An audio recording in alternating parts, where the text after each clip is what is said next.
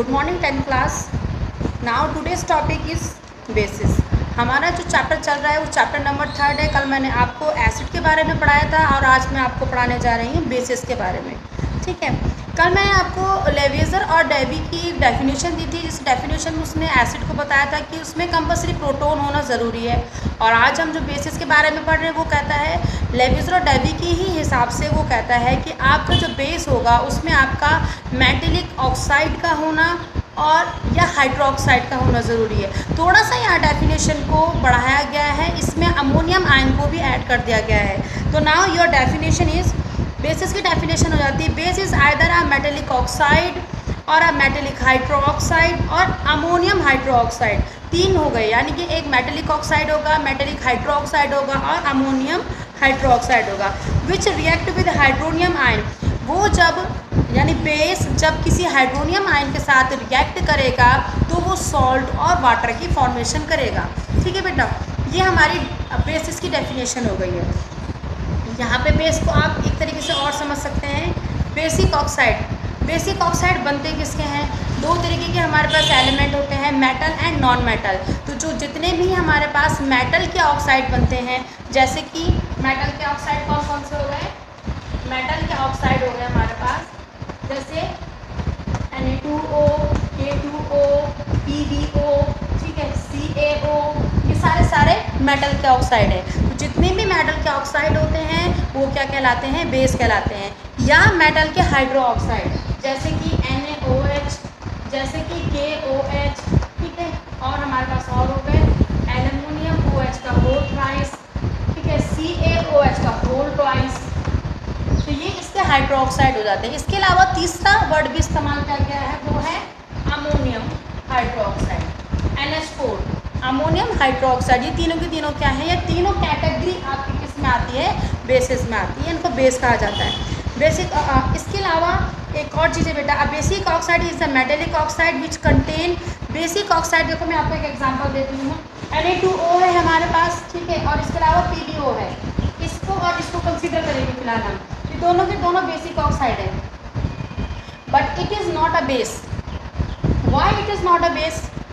Question ये होना चाहिए था मैम, इसमें भी देखो ऑक्साइड है, इसमें भी ऑक्साइड है। अभी आपने डेफिनेशन में कहा था कि मेटल ऑक्साइड जो होते हैं वो बेस होते हैं, लेकिन ये बेस नहीं है। वो इसलिए बेस नहीं है, मैं डेफिनेशन को फिर से रिपीट करती हूँ। डेफिनेशन में एक वर्ड इस्तेमाल किया गया है ओनली।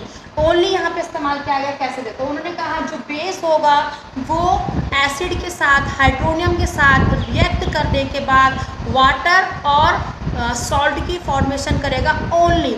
लेकिन जब मैं इसको क्लोरीन के साथ यानी कि HCl के साथ रिएक्ट कराती हूँ तो ये साथ साथ में वाटर भी देता है, सॉल्ट भी देता है और साथ साथ में क्लोरीन गैस भी लिबरेट करता है। इससे ये पता चलता है कि ये बेस तो है, ये बेसिक ऑक्साइड तो है, लेकिन ये बेस नहीं है। तो इस कन्फ्यूज़न को थोड़ा सा क्लियर कर लेना। फिर मैं एक बार और रिपीट करती हूँ आपके पास बेसिक ऑक्साइड के बारे में, यानी हमारे पास जो डेफिनेशन आएगी बेस की वो ये कहेगी कि जो मेटेलिक ऑक्साइड होगा वो एसिड के साथ रिएक्ट करने के बाद सॉल्ट और वाटर की फॉर्मेशन करेगा ओनली। अगर वो कोई और अदर सब्सटेंस, कोई और अदर एलिमेंट, कंपाउंड या कुछ भी निकालता है तो वो आपका बेस में कंसीडर नहीं किया जाएगा, चाहे वो मेटेलिक ऑक्साइड ही क्यों ना हो। जैसे मैंने एग्जाम्पल आपको लेड ऑक्साइड का दे दिया, ठीक है। इसके बाद बेसिक हाइड्रोक्साइड के एग्जाम्पल ये है आपके पास, basic hydroxide, hydroxide OH ion. जब आप इसे डिसोसिएट करेंगे पानी में तो ये आपका OH नेगेटिव आयन की फॉर्मेशन करेगा, जो कि एक तरीके से आप समझ सकते हैं बेस को रिप्रेजेंट करता है। तीसरा अमोनियम हाइड्रोक्साइड, ये भी आपके पास अमोनियम पॉजिटिव OH नेगेटिव की फॉर्मेशन करेगा। तो सेम ये भी आपका क्या करेगा? बेस को रिप्रेजेंट करेगा। इसके बाद एक वर्ड आता है हमारे पास, इसको हम कहते हैं बेटा एल्कली। एल्कली के बारे में आया है। एल्कली की डेफिनेशन कहती है an alkali is a basic hydroxide, ये एक बेसिक हाइड्रोक्साइड है। तो पहला पॉइंट हमको क्या पता चलता है? फर्स्ट वन कि ये हाइड्रोक्साइड है, यानी कि जैसे ये वाले NaOH वाले ये एक हाइड्रोक्साइड होगा, लेकिन विच when dissolve in water produce hydroxyl ion, इसके पास एक कंडीशन ये होगी, ये हाइड्रोक्साइड होगा, लेकिन साथ साथ में जब आप इसे डिसॉल्व करोगे पानी में तो ये OH आयन की फॉर्मेशन करेगा, 100% करेगा, क्योंकि ये इसे आप तोड़ोगे पॉजिटिव नेगेटिव में टूटेगा, पॉजिटिव नेगेटिव में टूटेगा। ठीक है, तो इसको क्या कहा जाएगा, एल्कली कहा जाएगा। एल्कली की डेफिनेशन एक बार फिर समझा देती हूँ। एल्कली कहा जाता है, ये सबसे पहले तो ये वो बेस होते हैं जो पानी में आसानी से डिसॉल्व हो जाते हैं। दूसरी बात, जो एल्कली होगा जब आप इसे डिसोशिएट करोगे तो ये OH नेगेटिव यानी कि हाइड्रोक्सिल आयन की फॉर्मेशन करेगा। ठीक है, तीसरा पॉइंट है, ये लिटमस पेपर पे, क्योंकि ये बेस है तो ये लिटमस पेपर पे क्या करेगा, रेड लिटमस पेपर को ब्लू लिटमस पेपर में चेंज कर देगा। ठीक है, हमारे पास कुछ एग्जांपल दिए देखो उन्होंने, जैसे NaOH ये दिया, कैल्शियम हाइड्रोक्साइड NaNH4OH। इसको दो तरीके से डिवाइड किया गया है बेटा। एक होता है हमारे पास स्ट्रेंथ के बेस पे, अगर मैं डिवाइड कर दूँ तो ये दो पार्ट में डिवाइड होगा। स्ट्रेंथ के बेस पे एल्कली को या बेसिस को स्ट्रॉन्ग और वीक में डिसोशिएट किया जाता है, जो कम्प्लीटली डिसोशिएट हो जाते हैं आयंस में। जैसे कि ये एग्जांपल है, ये कम्प्लीटली डिसोशिएट हो रहा है NaOH सोडियम हाइड्रोक्साइड। अगर किसी को ब्लैक बोर्ड में नहीं दिखाई दे रहा होगा तो सुनाई तो दे रहा है, NaOH sodium hydroxide, it is completely dissociate into water into a ion, ये आयंस में टूटता है पूरा पूरा, तो इसको हम लोग क्या कहते हैं, स्ट्रॉन्ग एल्कली, स्ट्रॉन्ग बेस कहते हैं। और जो कम्प्लीटली डिसोशिएट नहीं होती, जैसे मैंने नीचे ये एग्जांपल दे रखे हैं, इसका एग्जांपल एक और ले लेते हैं, NH4OH ammonium hydroxide, it is a alkali but a weak base. ये एल्कली तो है लेकिन ये एक वीक बेस है, क्योंकि जब मैं इसे डिसोशिएट करती हूँ तो ये एक मॉलिक्यूल में टूटता है और एक आयन में टूटता है। मैंने कहा था कम्प्लीटली आयन में टूटना चाहिए। सेम जैसे एसिड के साथ था, strong acid, weak acid. Completely dissociate होने वाले स्ट्रॉन्ग एसिड कहलाते हैं, स्ट्रॉन्ग बेस कहलाते हैं, और जो कम्प्लीटली डिसोशिएट नहीं होते हैं वो वीक एसिड और वीक बेस कहलाते हैं। ठीक है, इसके बाद हम इसको क्लासीफाई करेंगे और नेक्स्ट क्लासिफिकेशन हो जाएगा हमारे pass on the basis of their acidity. Acidity क्या, एसिडिटी का क्या मतलब हुआ, हम लोगों ने एसिड के लिए पढ़ा था, एसिड में हमारे पास आया था बेसिसिटी वर्ड इस्तेमाल हुआ था, यहाँ पे वर्ड इस्तेमाल हो रहा है एसिडिटी। यहाँ पे हम पढ़ेंगे एसिडिटी के बारे में। एसिडिटी के बेस पे हम इसको क्या करेंगे, ये हो जाएगा मोनो एसिड, डाई एसिड और ट्राई एसिड। क्या होगा इसका मतलब, जो एक आयन बना रहा होगा OH नेगेटिव वो होगा मोनो एसिडिक, जो दो बनाएगा वो कहलाएगा डाई एसिडिक, और जो तीन होंगे वो बनाएंगे ट्राई एसिडिक। एक एग्जांपल ले लेते हैं, जैसे फर्स्ट एग्जांपल हमारे पास हो गया है NaOH, CaOH का होल ट्वाइस, AlOH का होल ट्वाइस। ठीक है, ये सारे के सारे the number of hydroxyl ion which can be produced per molecule of the base in a aqueous solution, यानी कि जब आप इसका एक्वा सॉल्यूशन बनाते हैं तो सॉल्यूशन बनाने पर, यानी जब आप इनको डिज़ोल्व करते हैं वाटर के साथ, तो ये कितने हाइड्रोक्सिल आयन की फॉर्मेशन कर रहा है। ये बनाता है एक OH नेगेटिव, ये बना रहा है यहाँ पर दो OH नेगेटिव, ये बना रहा है यहाँ पे तीन, तो इसको कहा जाएगा मोनो एसिडिक, ये कहलाएगा डाई एसिडिक, ये कहलाएगा ट्राई एसिडिक। ओके बेटा, मोनो, डाई और ट्राई में इसको हम लोग डिफ्रेंशिएट करेंगे। नाउ नेक्स्ट है, इसके बाद हमारे पास प्रिपरेशन ऑफ बेसिस। अभी हमने कल जैसे हमने प्रिपरेशन ऑफ एसिड पढ़े थे, यहाँ पे भी हम लोग प्रिपरेशन करेंगे एसिड की, कि आप एसिड को किस तरीके से प्रिपेयर करेंगे। ठीक है, हमारा टॉपिक है प्रिपरेशन ऑफ बेसिस। सबसे फर्स्ट वन पहला जो हमारे पास है यहाँ पे है, सिंपली हम लोग क्या करेंगे, मेटल से बनाएंगे।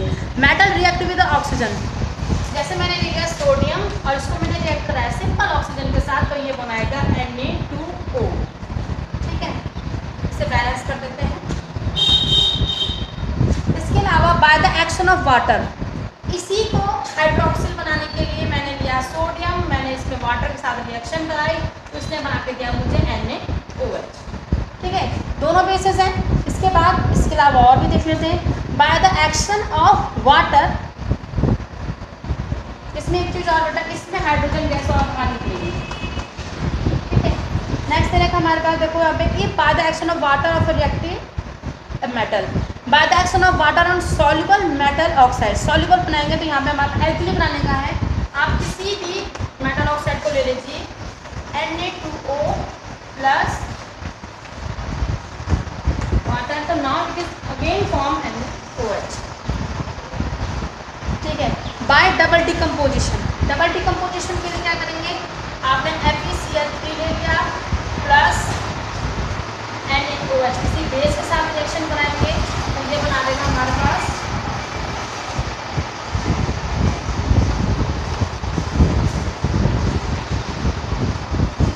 हमने FeCl3 के साथ फेरिक क्लोराइड के साथ कराते हैं, यानी बेस की रिएक्शन कराते हैं, तो ये आपके पास ये डबल डिकम्पोजिशन में ये बना देगा हमारे पास प्रेसिपिटेट, ये आयरन हाइड्रोक्साइड का प्रेसिपिटेट बनाएगा और NaCl सॉल्ट बाहर। ठीक है, ये सारी रिएक्शंस हैं बेटा, आपको थोड़ा देखनी पड़ेंगी, देखने क्या पड़ेंगी, इनको कॉपी में करना पड़ेगा आपको बार बार, तब जाके आपको ये अच्छे से लर्न हो पाएंगे बेटा, समझ पाएंगे आप इसे। 4 तरीके से हम लोगों ने बना ली है। 5वां, by the action of oxygen on metal sulphide, metal sulphide ले लीजिए, जैसे आपने जिंक सल्फाइड ले लिया, आपने इसमें ऑक्सीजन की रिएक्शन कराई तो ये क्या बनाएगा, ZnO जिंक ऑक्साइड प्लस आपका सल्फर डाइऑक्साइड गैस बाहर। ठीक है, तो ये आपके पास हो जाता है 5th one, bye the action of oxygen. By the decomposition of salt, आप किसी सॉल्ट को डिकम्पोज करते हैं, यानी कि जैसे कैल्शियम कार्बोनेट था, इसको डिकम्पोज करोगे तो CaO बनेगा plus CO2 carbon dioxide gas बाहर निकल जाएगी। ठीक है, बाय द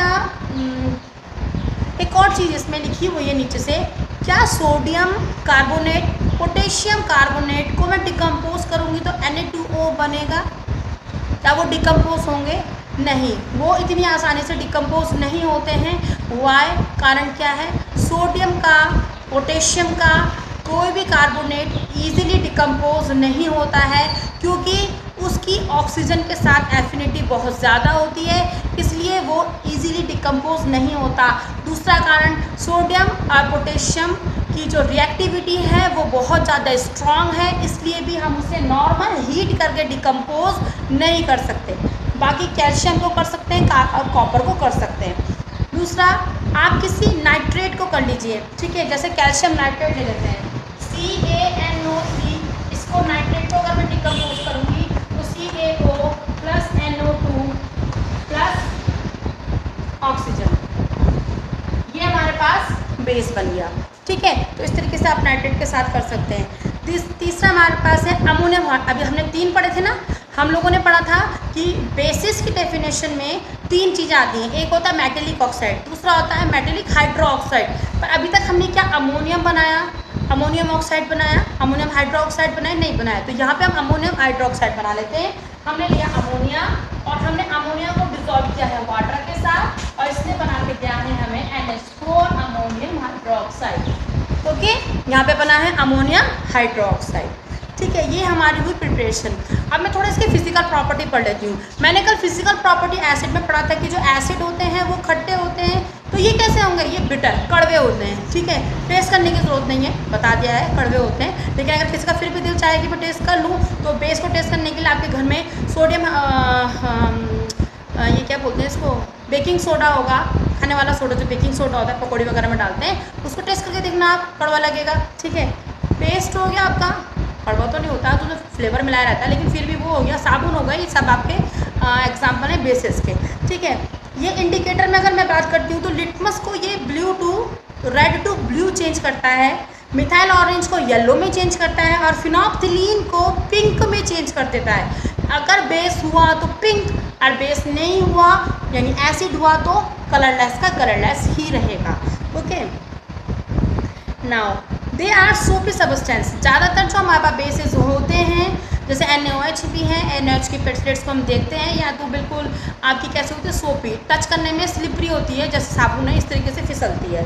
ठीक है, इसके बाद दे आर स्ट्रॉन्ग इलेक्ट्रोलाइट, ये तो सेम कंडीशन होगी जैसे एसिड में थी, वैसे बेस भी आपके सेम इलेक्ट्रोलाइट होते हैं। They show a mild corrosive action, ये आपका मिल्ड, जैसे एसिड था स्ट्रॉन्ग कोरोसिव एक्शन था हमारे स्किन पर, ये मिल्ड देता है, कम देता है। ठीक, केमिकल प्रॉपर्टीज़ पर ये हमारी स्किन पे रिएक्ट करता है, स्किन को बहुत ज़्यादा डैमेज तो नहीं करता, लेकिन थोड़ा बहुत डैमेज करता है। ठीक है, केमिकल प्रॉपर्टीज़ में आ जाते हैं हम, इसकी केमिकल प्रॉपर्टीज़ पढ़ेंगे। मुझे किसी बच्चे ने भी इन्फॉर्म नहीं किया, मुझे ये नहीं बताया कि उसे एसिड वाला चैप्टर समझ में आया नहीं आया, कहाँ पे तक आया, कोई प्रॉब्लम आप लोगों को नहीं हुई है। इसका मतलब है आप लोगों को अच्छे से समझ में आया है, इसलिए आपने मुझसे एक भी क्वेश्चन पुट अप नहीं किया। ठीक है, अब हम इसकी पढ़ने जा रहे हैं केमिकल प्रॉपर्टी। इस वाले लेसन में बेटा आप ये समझ लीजिए आपको सिर्फ रिएक्शन ही पढ़नी है, क्योंकि इसीलिए रिएक्शनों से ऑब्जर्वेशंस बनेंगी 5 मार्क्स की और 5 मार्क्स का ही आपके आती है कंप्लीट करने के लिए।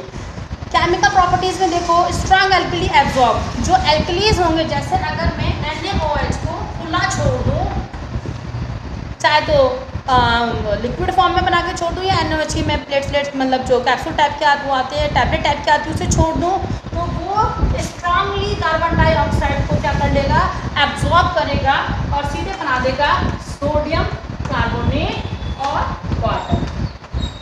कुछ टाइम के बाद आप देखोगे जो वाइट रंग की NaOH की मेरे पास क्या बोलते हैं सॉलिड फॉर्म में होती है ना, वो क्या टैबलेट टाइप की होती है, तो वो आपको हल्की सी ब्लैक सी नज़र आएगी, क्योंकि उसने क्या एब्जॉर्ब कर लिया है, कार्बन डाइऑक्साइड मॉइस्चर से एब्जॉर्ब कर लिया है। सेम इसी तरीके से KOH के साथ भी सेम कंडीशन। ये न्यूट्रलाइज करेगा रिएक्शन। न्यूट्रलाइज रिएक्शन में आपको पहले भी बता चुकी हूँ, फिर रिपीट कर देते हैं। सपोज आपके ले लिया, देखो CaOH का वोल्टाइज, ये बेस है, बेस के साथ आपने कोई एसिड इस्तेमाल कर दिया है, तो ये बनाएगा CaCl2 सॉल्ट प्लस वाटर। ठीक है, थर्ड है हमारे पास they precipitate as insoluble metal oxide. ये इनसॉल्युबल मेटल हाइड्रोक्साइड की फॉर्मेशन करते हैं जब आप किसी भी एक्वा सॉल्यूशन में मिलाते हो मेटेलिक सॉल्ट को, किसके साथ मिलाते हैं, बेस एल्कली के साथ मिलाते हैं। रिएक्शन में देखो ये रहा आपके पास मेटेलिक सॉल्ट कॉपर सल्फेट, आपने इसको रिएक्शन देना है किसी बेस के साथ, यानी NaOH। ठीक है, तो ये बना के देगा आपके पास CuSO4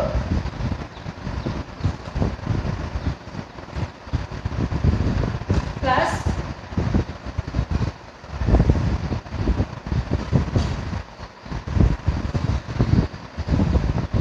नहीं, ये रिएक्शन मैंने गलत ले ली,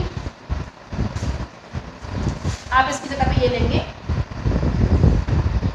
ZnSO4 plus NaOH give rise to Na2SO4 plus ZnOH। ये जो बन के आया है ये आपके पास प्रेसिपिटेट की फॉर्म में आया है। ठीक है बेटा, तो मैं इसको लिख लेते हैं। एक्वास की फॉर्म में मेटेलिक सॉल्ट था, आपने बेस डाला तो उसने एक सॉल्ट बनाया है और एक इनसॉल्युबल, ये आपके पास इनसॉल्युबल क्या बनाते हैं, हाइड्रोक्साइड की फॉर्मेशन करते हैं। ठीक है, नाउ नेक्स्ट देखते हैं हमारे पास when alkali are bond with ammonium salt. किसी भी एल्कली को अमोनियम सॉल्ट के साथ आपने रिएक्शन करानी है, गर्म करोगे आप उसे तो वो आपको क्या देगा। तो पहले हम लिख लेते हैं किसी अमोनियम सॉल्ट, ये रहा हमारे पास अमोनियम का सॉल्ट, इसको रिएक्शन कराते हैं हम NaOH के साथ, तो ये बन के देगा हमको Na और Cl, क्योंकि पॉजिटिव होता है नेगेटिव होता है, काफ़ी स्ट्रॉन्ग एफिनिटी है, तो ये बनेगा NaCl। प्लस हो गया हमारे पास वाटर, क्योंकि OH है इस तरफ, और एक और हो जाएगा हमारे पास अमोनिया।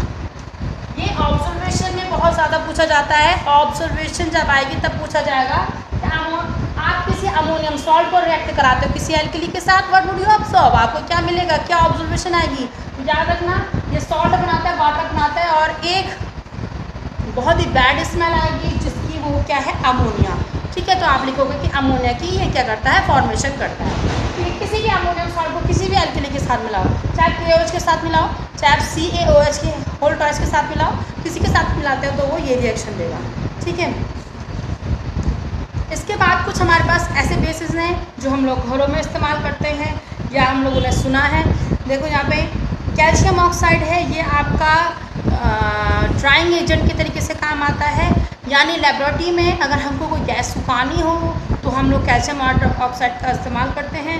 कैल्शियम ऑक्साइड का मैग्नीशिया इसका इस्तेमाल होता है। अमोनियम हाइड्रोक्साइड है, ये ग्रीस स्ट्रेन को निकालने के काम आता है। इसके अलावा पेट में अगर हमको एसिडिटी की प्रॉब्लम हो तो मैग्नीशिया हाइड्रोक्साइड करके मिल्क ऑफ मैग्नीशिया के नाम से आता है, इसको हम लोग इस्तेमाल करते हैं। ठीक है, सोडियम हाइड्रोक्साइड साबुन बनाने के काम आता है। पोटेशियम हाइड्रोक्साइड ये भी आपको साबुन बनाने का और बैटरीज वगैरह में इसका इस्तेमाल किया जाता है। ठीक है,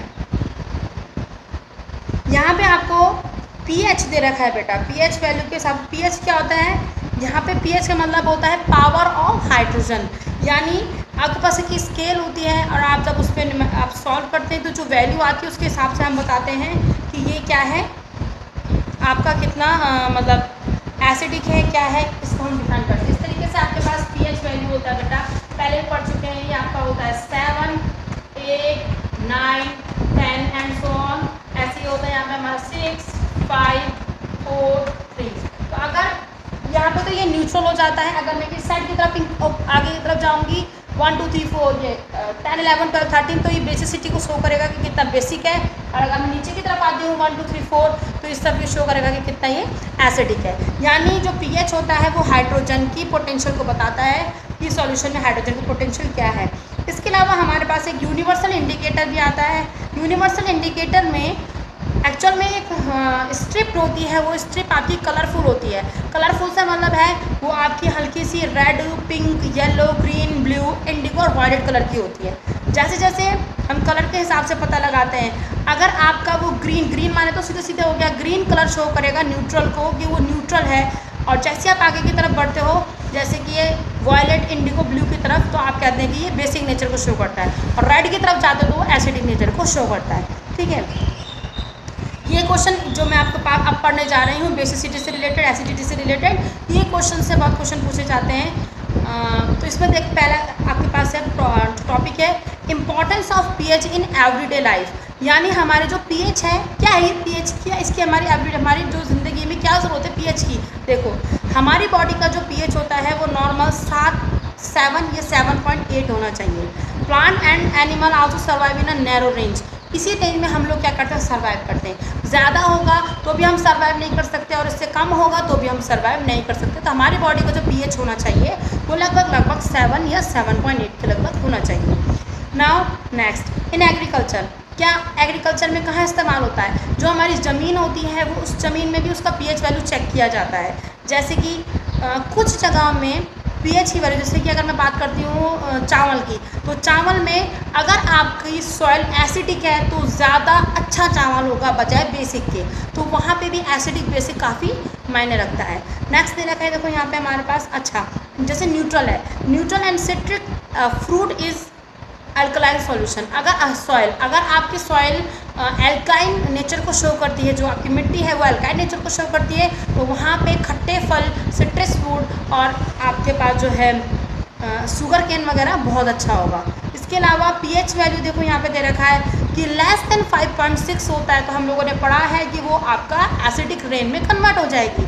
ठीक है, इसके अलावा in medicine certain disease are diagnose only the basis of pH. आप लोगों ने ब्लड टेस्ट करवाया होगा, यूरिन टेस्ट करवाते हैं, क्या होता है उसमें, यहाँ पे ज़्यादा बायो में नहीं जाएंगे, लेकिन फिलहाल मैं इतना बता दूँ कि जो हमारा ब्लड और जो हम लोग चेक कराते हैं, यूरिन टेस्ट होता है मैक्सिमम डिजीज़ के लिए, हम लोग डायग्नोज करने के लिए कि क्या डिजीज़ है, डॉक्टर ब्लड और यूरिन टेस्ट की एडवाइस करता है, तो उसमें आपका पीएच वैल्यू चेक करा जाता है। पीएच वैल्यू चेक करके पता लगाया जाता है कि आपको बीमारी है क्या।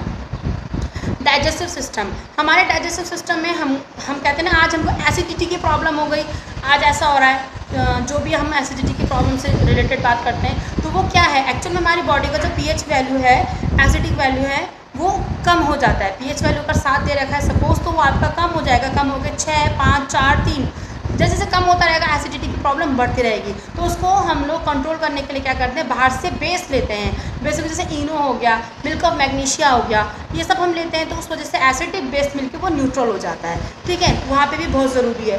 दूसरा, इन प्रिवेंटिंग टूथ डिके, इससे रिलेटेड काफ़ी क्वेश्चन पीछे पूछे गए हैं पहले भी। ज़्यादातर ना हमारे दांतों का जो पीएच होता है वो 5.5 होता है। अगर इससे कम हो जाता है, कम कब होना शुरू होता है, जब हम कोई मीठी चीज़ या बैक्टीरिया हमारे मुंह में रह जाए, या मीठी चीज़ से रिलेटेड, मीठी में ज़्यादा आपका बैक्टीरिया डेवलप होता है, लेकिन उसके अलावा खाना अगर हमारे दांतों में रह जाता है तो उस वजह से जो बैक्टीरिया पनपता है वो हमारे मुंह के पीएच वैल्यू को यानी 5.5 से क्या कर देता है, कम कर देता है, जिसकी वजह से दांत में कैरीज लगती हैं और सड़कें गलने लगते हैं और टूटने लगते हैं। तो हमारे जो हल्का सा saliva produce by salivary gland is that alkaline. हमारा जो ग्लैंड में जो हमारी जो सैलिवरी ग्लैंड बनाता है बेटा मुंह में, वो बनाता है एल्कलाइन, और वो धीरे धीरे एसिडिक में कन्वर्ट होता है, बेसिक में कन्वर्ट होता है, एसिडिक में कन्वर्ट होता है, जिसकी वजह से दांत गिरने शुरू हो जाते हैं। ठीक है। Now bee sting leave acidic in body.